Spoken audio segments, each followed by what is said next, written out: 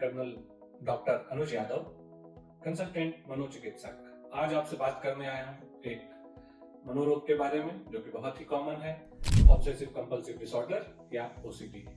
जी हाँ, इस बीमारी के कुछ सामान्य लक्षण जो होते हैं उनमें यह है कि व्यक्ति को मन में एक ही प्रकार के विचार बार बार लगातार आते रहते हैं, आते ही जाते हैं। वो चाहता है उनको रोकने को पर रोक नहीं पाता है, उसकी इच्छा के विरुद्ध भी आते रहते हैं। उसके अपने विचार होते हैं, कोई बाहर का विचार नहीं होता, उसका अपना विचार है, लेकिन उस विचार पे उसका कोई भी हक नहीं रह जाता, अधिकार नहीं रह जाता। जैसा वो चाहता है कि अभी ये विचार चला जाए, ऐसा हो नहीं पाता।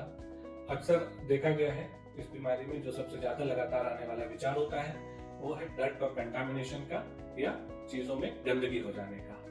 इन विचारों को जब वो रोकने का प्रयास करता है तो अत्यधिक घबराहट का शिकार हो जाता है, बहुत घबराहट होती है, बहुत बेचैनी होती है, ना चाहते हुए भी उस विचार पर उसको एक्ट करना पड़ता है। जैसे कि मैंने बताया कि कंटामिनेशन या डर्ट का अगर विचार है तो वो हाथ धोएगा, चीजों को धोएगा, बार बार साफ सफाई में लगा रहेगा। कोई बाहर से आ रहा है तो वो कहेगा नहीं तुम भी अपने क्या कहते हैं हाथ पैर धो के ही अंदर आओ, बार बार नहाएगा, उसको नहाने में बहुत समय लग जाएगा। इस तरह के कई विचार होते हैं, इमेजेस भी होती हैं, जो थॉट्स भी होते हैं, इमेजेस होती हैं, इंपल्सेस होती हैं जो उसके अंदर होती हैं। जैसे रास्ते में चल रहे तो इंपल्स है कि मुझे छूते हुए जाना है, तो चीजों को छूते हुए जा रहा है, वही उसका रूटीन हो गया है। मेंटल कुछ उसकी इमेजरीज होने लगती हैं तो उसको बार बार उसके मन में आती रहती हैं और इनकी वजह से कंपल्सिव एक्ट, तो जैसे कि हाथ धोना, चीजों को काउंट करना, चेक करना, बार बार डाउट्स मन में बहुत आते हैं जिनकी वजह से वो एक ही चीज को बार बार करता है। दरवाजा बंद करके आएगा, उसको लगेगा नहीं अभी खुला हुआ है, फिर जाएगा उसको चेक करेगा, फिर आएगा, तब तक फिर उसके मन में डाउट आ जाएगा। तो एक ही चीज फिर उसको लगातार बार बार करनी पड़ जाती है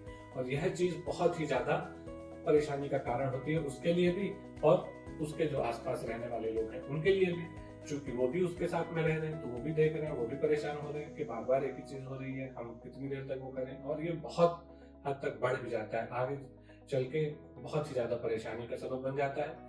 यह बीमारी भी बहुत आसानी से ठीक होने वाली है। कुछ दवाएं होती हैं, काउंसलिंग होती है, कुछ थेरेपीज होती हैं, उनके जरिए इस बीमारी को बिल्कुल ही काबू में किया जा सकता है और ठीक भी किया जा सकता है। अतः अगर आप में से किसी को भी इस तरह के लक्षण आ रहे हैं तो कृपा करके किसी अच्छे मनोरोग विशेषज्ञ से मिलें।